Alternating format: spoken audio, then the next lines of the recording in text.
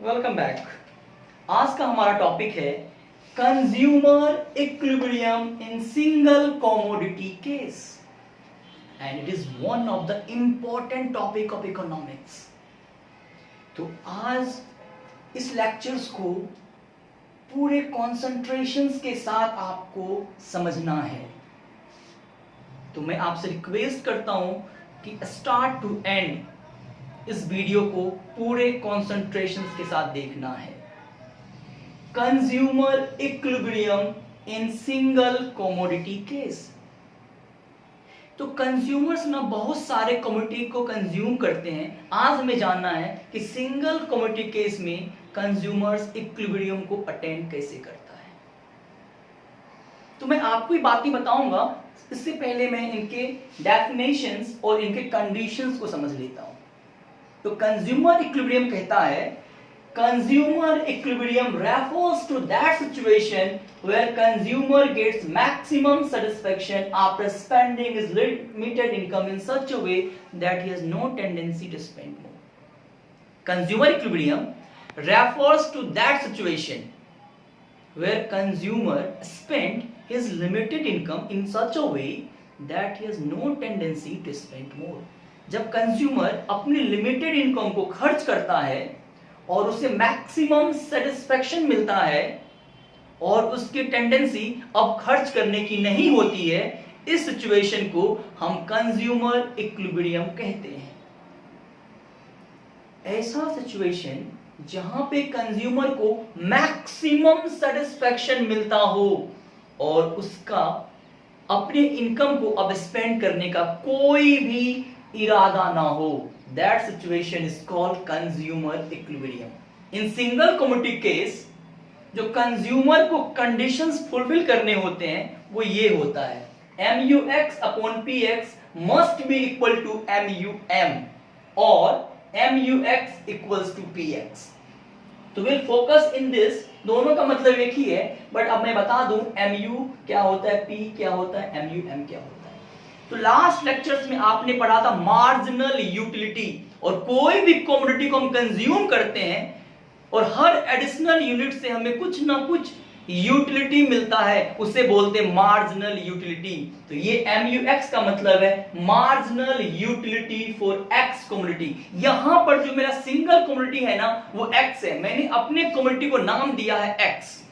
तो X commodity से जो मुझे मिलता है marginal utility, that is called MUX। और हर कमोडिटी की कोई ना कोई प्राइस होती है, कुछ ना कुछ प्राइस होता है, and PX is called price of the commodity, and MUM marginal utility for money. तो ये कंडीशंस अगर कंज्यूमर फुलफिल कर देता है, इसका मतलब कंज्यूमर इज इन इक्विलिब्रियम। अब बच्चों आपको ये समझ नहीं आ रहा हो कि ये कंडीशंस आखिर होता क्या है, तो मैं आपको एक एग्जांपल समझाता हूं। सपोज आप मार्केट गए और आपको कोई कमोडिटी पसंद आया, बट आपको उसके लिए प्राइस ज्यादा देना पड़ जाए जितना आपने एक्सपेक्ट करा था। सपोज करो कि आपने सोचा कि ये कमोडिटी 500 में मुझे सेटिस्फाई कर रहा है, लेकिन उसके लिए आपको 600 देने पड़ जाए। इट मींस आपको सेटिस्फैक्शन तो मिला बट मैक्सिमम नहीं मिला, क्योंकि प्राइस के टर्म में आपको प्राइस ज्यादा देना पड़ गया। कोई कमोडिटी आपको पसंद आया और आपको लगा कि ये तो 700 की होगी, और उसने कहा कि नहीं ये तो 500 की है। आपको सेटिस्फैक्शन मिला, लेकिन इन टर्म्स ऑफ मनी आपको उतना सेटिस्फैक्शन नहीं मिला जितना आप चाहते थे। तो कोई कमोडिटी को आप परचेज करो और प्राइस भी 500 का है और आपका सेटिस्फैक्शन भी लगता है कि नहीं ये 500 के बराबर ही है, देन आप बोल सकते हो कि कंज्यूमर इक्विलिब्रियम में है। मतलब जो सेटिस्फैक्शन आपको मिल रहा है वो आपके प्राइस के इक्वल होना चाहिए। ये वही कहता है कि जो मार्जिनल यूटिलिटी मुझे कमोडिटी से गेन हो रहा है और जो मुझे उसके लिए प्राइस देना पड़ रहा है वो in terms of money equal होना चाहिए।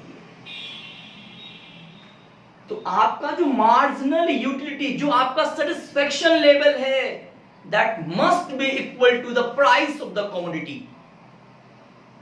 क्योंकि डेफिनेशन ही कहता है कि consumer equilibrium refers to that situation where consumer gets maximum satisfaction spending his limited income in such a way that he has no tendency to spend more. Consumer equilibrium उस situation को कहते हैं जब consumer को maximum satisfaction मिलता है और उसकी टेंडेंसी नहीं होती कि वो और खर्च करे. That situation is called consumer equilibrium. और for single commodity case he must satisfy this condition. MUX upon PX must be equal to MUM, or we can say MUX equals to PX. MUX is the marginal utility for the commodity X, PX is the price of the commodity X, and MUM is the marginal utility for money. तो जो satisfaction है that must be equal to price of the commodity. अगर price of the commodity के equal है तो consumer equilibrium में है.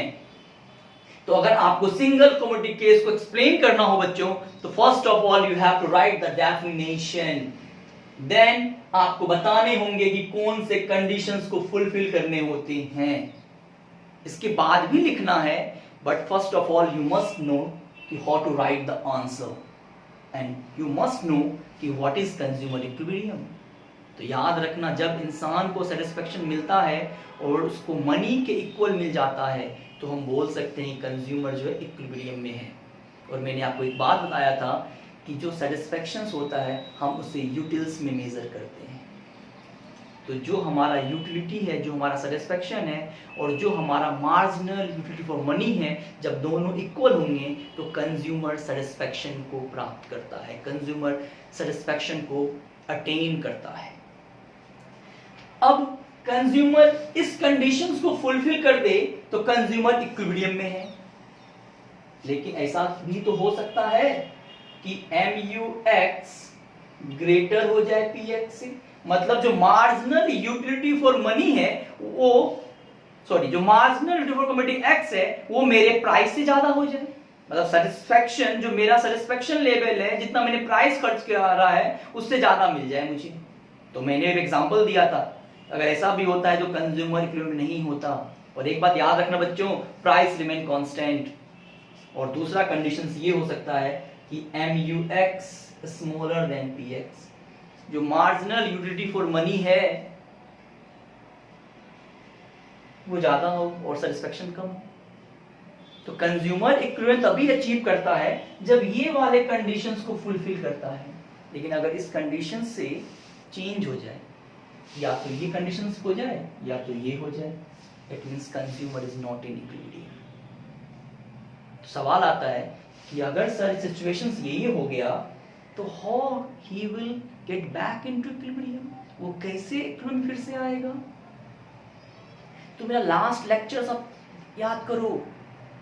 मैंने कहा था कि आप अगर कॉन्टिन्यूअस कंजम्पशन करोगे तो कॉन्टिन्यूअस कंजम्पशन करने से हर एडिशनल यूनिट से हमारा MU डिक्लाइन करता है. और इसे हम कहते हैं law of diminishing marginal utility. और यही जो है law of diminishing marginal utility, यही यहां पे अप्लाई होगा. अब मेरा MU ज्यादा है, प्राइस कम है, और मैंने भी आपको बताया कि प्राइस कांस्टेंट रहता है. सपोज कर लेता हूं ये सेटिस्फेक्शन 5 है और प्राइस मैंने 4 माना है. सिचुएशन ये बन गया. तो यही कम हो सकता है, ये तो कुछ नहीं हो सकता क्योंकि ये तो कांस्टेंट है. तो ये मेरा MU कम कैसे होगा. तो लास्ट लेक्चर, कंजम्पशन बढ़ाएंगे, MU डिक्लाइन करेगा because of law of diminishing marginal utility. वही हमें यहाँ लिखना है. इन this condition consumer is not in equilibrium. In this condition consumer is not in equilibrium. To get back into equilibrium, equilibrium में आने के लिए consumer will consume more of X commodity. जैसे ही consumer X commodity का consumption बढ़ा देगा तो क्या होगा, consumption बढ़ेगा, MU diminish होगा, घटने लगेगा. तो in this condition consumer is not in equilibrium. To get back into equilibrium, consumer will consume more of X commodity, so MU starts diminishing because of law of diminishing marginal utility, and this process continues, मतलब ये consumption करने का process continues till ही gate back into equilibrium. जब तक वो equilibrium attain नहीं कर लेता तब तक वो कंजम्पशन करता रहेगा। ये फॉल होते होते होते जैसे ही 4 के इक्वल आएगा वो अपना कंजम्पशन स्टॉप कर देगा। इसमें जस्ट इसका अपोजिट, क्योंकि मेरा mu छोटा है, तो in this condition consumer is not in equilibrium. To get back into equilibrium he will stop consumption। और कब तक? जब तक कि नहीं हो जाता। तो जब कंजम्पशन को कम करेगा, कंजम्पशन को कम करते ही मेरा mu बढ़ने लगेगा because of law of diminishing marginal utility. जब कंजम्पशन बढ़ाते हैं तो mu डिमिनिश करता है, जब कंजम्पशन कम कर देंगे mu बढ़ने लगेगा। ये रूल याद रखना है। और क्यों होता है ऐसा? Law of diminishing marginal utility के कारण। अगर मेरा mu ज्यादा है तो कम कैसे करेंगे? कंजम्पशन को बढ़ा देंगे, और कंजम्पशन को बढ़ाते ही मेरा mu डिमिनिश होगा। क्यों होगा? Law of diminishing marginal utility के कारण। अगर मैं कंजम्पशन को कम करने लग जाऊं तो मेरा mu बढ़ने लगेगा, law of diminishing marginal utility के कारण। आपको ये LDMU को समझना पड़ेगा, law of diminishing marginal utility. तो जब ये ज्यादा होगा कंजम्पशन को बढ़ाएंगे, mu गिराना है। ये होगा कंजम्पशन को घटाएंगे, mu को बढ़ाना है। तो याद रखना है, mu को घटाना है तो कंजम्पशन को बढ़ाना है, और mu को बढ़ाना है तो कंजम्पशन को बढ़ाना है। सॉरी, mu को बढ़ाना है तो कंजम्पशन को घटाना है।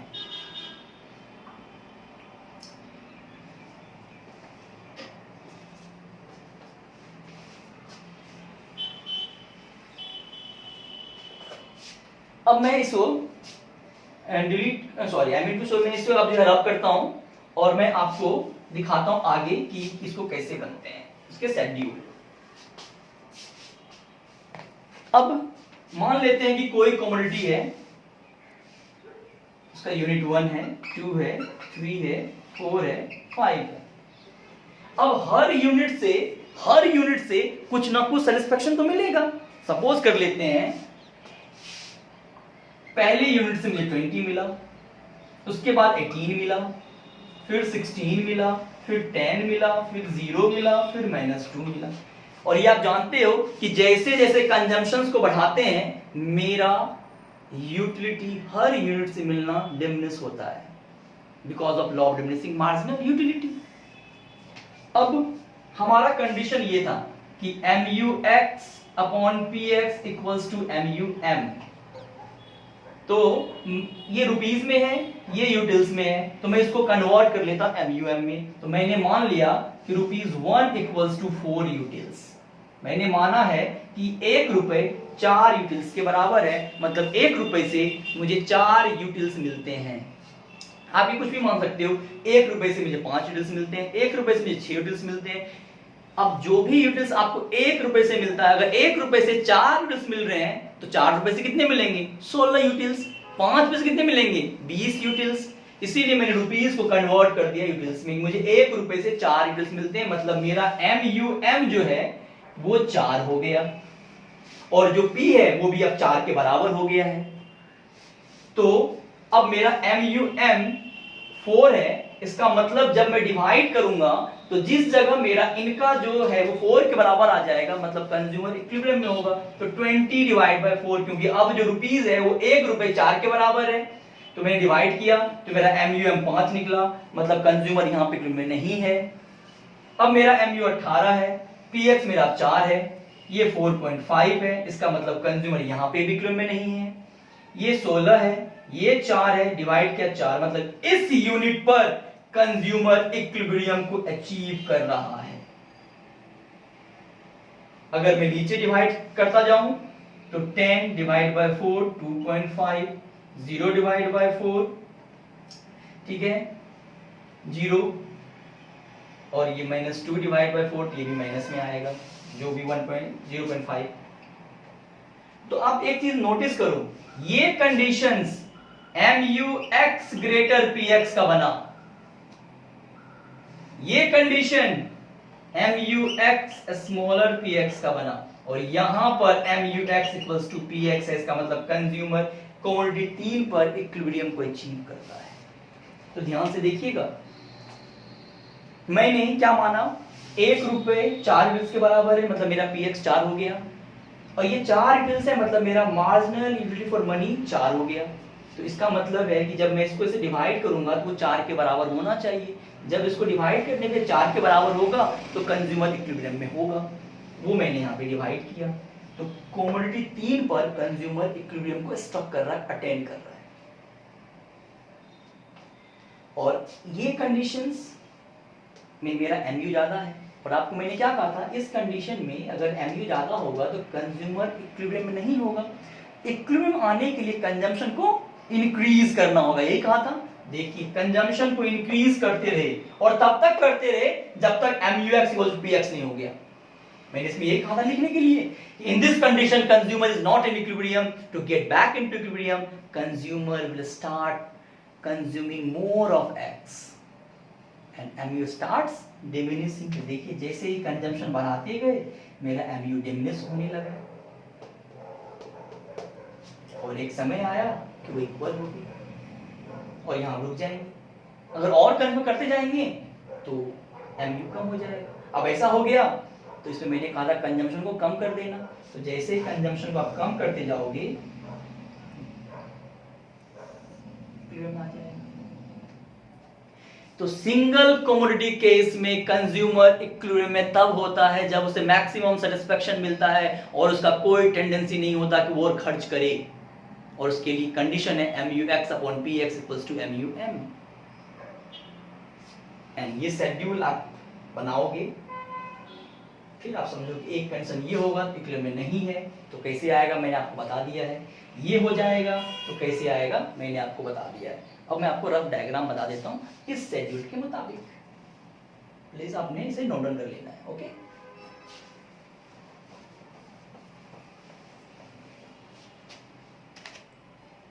अब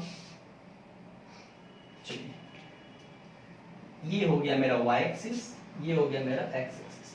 इधर हमें अपने MU को रखना है और इधर मेरे अपने यूनिट को रखना है, और यहाँ पे एक PX जो मेरा लाइन था, और मैंने कहा था प्राइस तो हमारा कांस्टेंट होता है, ठीक है।